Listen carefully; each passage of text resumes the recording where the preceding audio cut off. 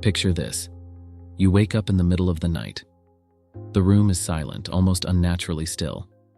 At the foot of your bed stands a figure, tall, motionless, human-shaped. But when your eyes finally adjust to the darkness, you notice something deeply wrong. It has no face, no eyes watching you, no mouth speaking, no expression revealing intention, just a smooth, blank surface where identity should be. And somehow that absence is more terrifying than fangs, claws, or blood. Why? Why does the image of a faceless monster disturb us so profoundly across cultures, across eras, across media? Why does something that lacks features feel more threatening than something grotesque and defined? Because the faceless monster is not simply a creature, it is a psychological void. The human brain is wired for faces. From infancy, we search for them. Newborn babies track face-like patterns before they recognize objects. Our entire social world depends on reading micro-expressions, tiny muscle movements around the eyes and mouth that tell us whether someone is safe, angry, sad, or deceitful. A face is information.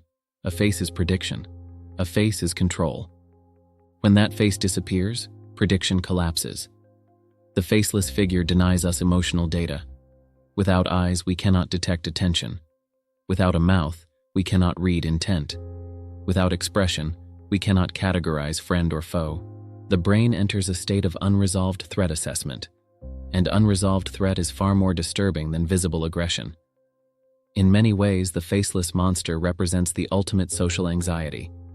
It embodies the fear of being watched by something that reveals nothing in return. Modern horror has repeatedly returned to this image. In Slender Man, the blank white face becomes a symbol of anonymous presence. In Spirited Away, the character No Face is not inherently violent, but deeply unsettling. In Pan's Labyrinth, the pale man's distorted facial arrangement creates cognitive disorientation. But the faceless archetype is much older than modern cinema. Across cultures, spirits and demons are often described as lacking clear features.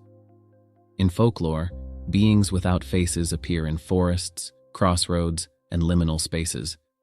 They are undefined because they symbolize forces that cannot be negotiated with. A monster with a face can be reasoned with. A monster without one cannot be understood. And what humans fear most is not pain. It is unpredictability. Psychologically, the faceless monster taps into what Carl Jung described as the shadow, the unknown aspects of ourselves that we refuse to confront. A faceless being is a perfect projection screen. Because it lacks identity, we project our own fears onto it. It becomes whatever we dread most: judgment, rejection, death, insignificance. Its blank surface reflects us. There is also a deeper neurological explanation. Humans possess specialized brain regions, like the fusiform face area, dedicated specifically to recognizing faces. When this system fails to detect expected facial features, it triggers a perceptual error. The brain senses something human-shaped but missing critical data. This mismatch produces cognitive dissonance. The result is uncanny discomfort. The faceless monster exists in the uncanny valley, not because it is almost human, but because it is human without the most human element: identity. A face is individuality. It is emotion. It is moral agency. Removing the face strips away humanity. What remains is form without personhood. It is the body without the soul. This is why faceless figures often appear in dreams during periods of identity crisis.